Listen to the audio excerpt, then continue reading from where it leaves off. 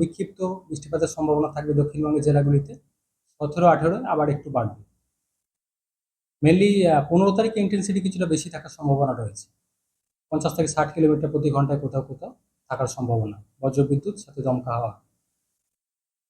কলকাতা পার্শ্ববর্তী অঞ্চলের জন্য 15 তারিখে বৃষ্টিপাতের সম্ভাবনা থাকছে, সাথে দমকা হাওয়ার সাথে। 16 তারিখে প্রধানত বিক্ষিপ্ত বৃষ্টিপাতের সম্ভাবনা কলকাতার ক্ষেত্রে। 17-18 তারিখে আবার বৃষ্টিপাতের সম্ভাবনা বাড়ছে, অর্থাৎ 15 তারিখে যথেষ্ট সম্ভাবনা রয়েছে কলকাতা পার্শ্ববর্তী অঞ্চলের জন্য। তাপমাত্রা আগামী দুদিনে খুব একটা চেঞ্জ নেই দিনের তাপমাত্রা। তারপর পরবর্তী 3 দিনে দিনের তাপমাত্রা কিছুটা কমে 2 থেকে 3 ডিগ্রি মতো কমার সম্ভাবনা থাকবে। কলকাতা পার্শ্ববর্তী অঞ্চলে 15 তারিখে দিনের সর্বোচ্চ তাপমাত্রা 35 ডিগ্রির কাছাকাছি, সর্বনিম্ন তাপমাত্রা কিছুটা কমে 25 ডিগ্রির কাছাকাছি আসার সম্ভাবনা রয়েছে।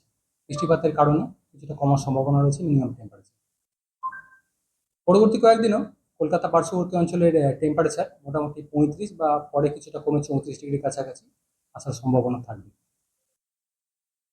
উত্তরবঙ্গের ক্ষেত্রে বৃষ্টিপাতের পরিমাণ কিছুটা বেশি থাকার সম্ভাবনা রয়েছে উত্তরবঙ্গের উত্তরের জেলাগুলো, অর্থাৎ দার্জিলিং, কালিম্পং, জলপাইগুড়ি, কোচবিহার, আলিপুরদুয়ার এই জেলাগুলো দু এক জায়গায় বজ্রবিদ্যুৎ সহ বৃষ্টিপাত, সেই সাথে দু এক জায়গায় ভারী বৃষ্টির সম্ভাবনা রয়েছে। অর্থাৎ বৃষ্টিপাতের পরিমাণ বেশি থাকবে উত্তরবঙ্গের উত্তরের জেলাগুলো আগামী 4-5 দিন। মালদা, দিনাজপুর এই জেলাগুলোতেও প্রধানত বৃষ্টিপাতের সম্ভাবনা থাকবে কিছুটা দমকা হাওয়ার সাথে। উত্তর দিনাজপুর সাইডেও কিছুটা ভারী বৃষ্টির সম্ভাবনা থাকবে, মেনলি 17 থেকে 19 তারিখের মধ্যে। অর্থাৎ প্রভাবটা বেশি থাকবে উত্তরবঙ্গের উত্তরের 5 জেলা, সেই সাথে নর্থ দিনাজপুর এই জেলাগুলিতে।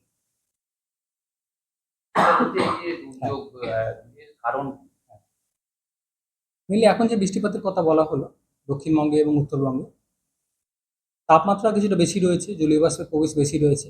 একটা নিম্নচাপ অক্ষরেখা রয়েছে উত্তরবঙ্গ থেকে মধ্যপ্রদেশ পর্যন্ত। এর প্রভাবেই এই থান্ডারস্টর্ম অ্যাক্টিভিটির কারণে বৃষ্টিপাতের সম্ভাবনা তৈরি হয়েছে। বর্ষা 13 তারিখে দক্ষিণ আন্দামান সাগরে কিছুটা অংশে প্রবেশ করেছে এবং আরও আন্দামান সাগরের আন্দামান আইল্যান্ডে বাকিটা পোর্শনও আগামী 3-4 দিনের মধ্যে বর্ষা অগ্রসর হওয়ার সম্ভাবনা থাকবে।